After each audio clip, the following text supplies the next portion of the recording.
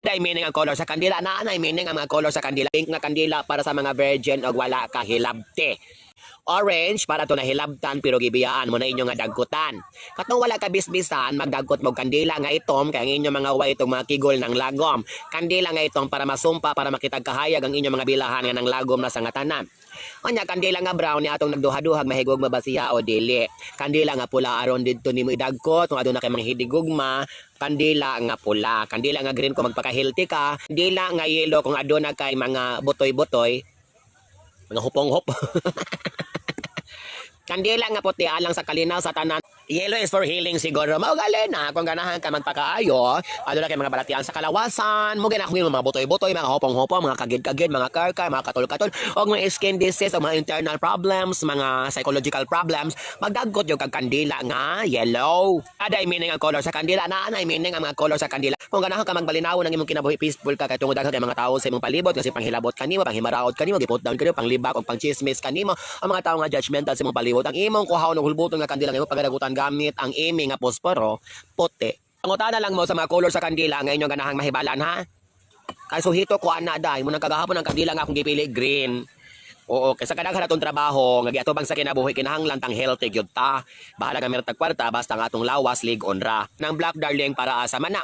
Ang itom nga kandila daghan na siya meaning panumpa na siya sa mga kalagot sa mga tawo sa imong palibot. So sama sa aduna kay tawong gikalagutan, aduna kay tawong nga imaldisyon, aduna kay tawong nga ganahan nga mutagam tungod kay nasobraan na siya paghilabot sa imong kinabuhi. Mga tawo nga gihilabtan ka mis kag wala nimon sa mga tawo nga gidaot ka, gipambutang-butangan ka, gipakasadaan ka, naganahan kang sumpaw na ilang ka maldita nang muhulbot ka og moibot kag itom nga kandila kay itom nga kandila sumpa ka na. Mamili pangutana unsay color sa kandila haron higog maon og maayo.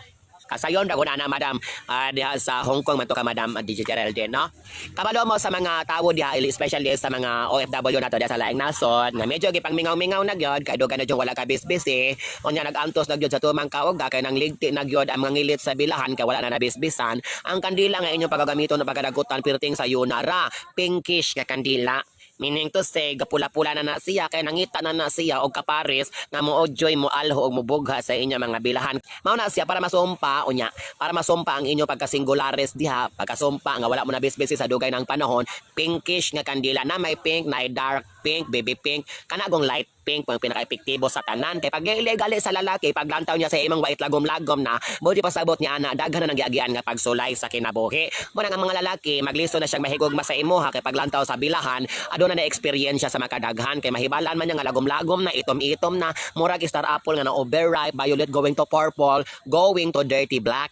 So ang inyong pilion ana kanag yung kandila nga light pink kay paghiling sa lalaki paglantaw niya nga pinkish pa pula-pula pa buti pasabot presko pagkana wala pa nakaagi og mga pagsulay sa kinabuhi meaning to say andam na siya nga modawat og baghong inigugma diya sa iyang dalamhan og sayang doghan so nahibalo na mo sa meaning pinkish gyud ha mo nang liliago ng inyo diha kung lagom-lagom na brown nga kandila ang inyong nga dagkutan sa may color para makakubit og koreano ko no agoy ka.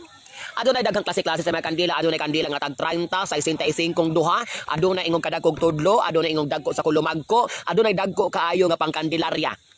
Mao na siya dahil lain-lain na klase, lain-lain nga hidag ko. Kung ganahan ka nga Koreano ang imong mapares sa imong kinabuhi, madam, mopili ka ato mga kandila nga gagmayon, manghod ra sa kandila nga tagpiso. Kabante ka ng kandila nga tagpiso nga nipis kaayo taas og taliw-tiw kayo nya haet kay tumoy. Muna siya kandila para makauyab ka og Koreano. Kaya ang pagpanguyab manggod idepende mangguna nimo sa kandila. Koreano, tanawa ang mata sa Koreano murag badlis na lamang. Unyang pamanit perting puti so kandila nga puti nga taliw-tiw nga manghod ra sa tagpiso ang imong dagkutan para makauyab kag Koreano. Pero ang kuyaw gyud ana madam kung makauyab kag Koreano, makauyab ka na magmahay ka later kag may man ka isa nga tanan. Maura man nagtutpik nga iwaig-waig diha sa imong bilahan. Sa malipay ka makauyab ka pero ang imong satisfaction mawala dayon. Unsa man color para daghan halin sa tindahan? Dili ka magdagkot og kandila sulod sa tindahan. Kung mahitabo ko no.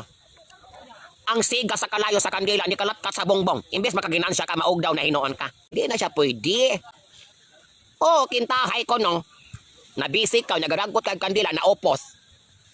Nasunog ang mga plastik. Hindi imbes makaginansya ka na daob na hinoon na tabla imong negosyo. Dili ra ko motabang nimo ana madam. Ayop tay imong pangutana madam. Dili ka magdagkot og kandila. Dili sa tanang panahon applicable ang kandila sa kinabuhi. Pero para makaginansya ka, makaruling ka, ayaw pa utanga imong mga silingan, bahalag, libakon ka. Na, bahalag, libakon ka. Kaya usahay, maglantaw ng kaslista, wa pa kayo makubra. tapada na po ka. Magmahay ra ka day. Ato ba na istritan gog tubag kay laliman ba kaing tao magdagko siya kandila sulod sa iyang tindahan unya kung huot ko ng tindahan ya daghan kay diha nga mga laya-laya ng mga papel-papel diha duslitan na di. Ako pa makaingon hinuon nga mabankrupt siya.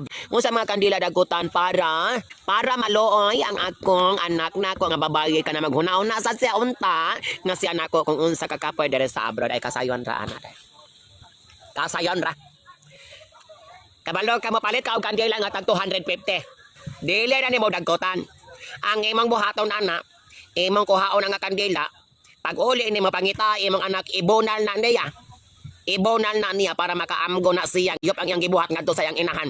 Mother should be respected and mother should be loved above all things in this world.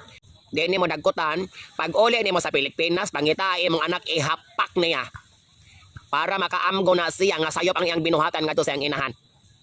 Og mosokol isabliks baba ng uska metros nga kandila nga imong gipalit. Di siya kinahanglang dagkotan ibunal ra nimo. E usahay tungod sa kagahi kinahanglang pasakitan na jud nato. Inato ra madam. Ayaw mo kaluoy. Wala magay kaluoy ang inyong mga anak nga wala respeto kaninyo. Manangusay nga atong kaluoy ngadto sa atong mga kabataan o kaanak-anak atong ilugar. Kay dili sa tang panahon atong ipatigbaba ang kaluoy. Ang disiplina gayod. Aron ka makaamgo sila aron makabalo sila mo respetar sa ilang mga ginikanan. Kisa man lang tuhuan ilang mga boyfriend. Laitan ka mga palupyan tsuba ng mga bataan na pasalamat silang akong gi-intend kaning adlaw aron nga dili ko mga saba. Kain na timing ko ni mga bataan sa panahon nga mga saba ko na birahon ko ng mga palupyan tsob. Alas na lang ko ni nga tambag halas na ni nga tambag. Para sa nangutan unsay tambal sa kagid madam kandila ni kandila. Okay katong adunay mga kagid mga katol-katol mga kirkir og mga katol-katol sa kalawasan mga allergic dai ang inyong gamitong nga kandila puti.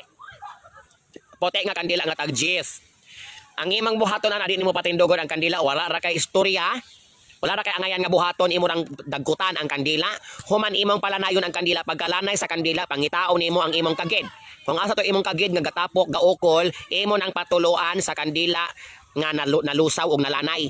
Ngutana magud siya unsa kunoy tambal sa kagid makatol-katol sa kalawasan. Unsa nga kandila ra nga puti nga tag 5 imong dagkutan dong asa imong kagid dapit imo rang patuluan. Patuluan gud nimo nang imong kagid hangtod mahurot og maupos ang kandila. Sa pagkaupos sa kandila maayo na pud imong kagid ikaw kunoy patulo ang labag init di ka mamatay.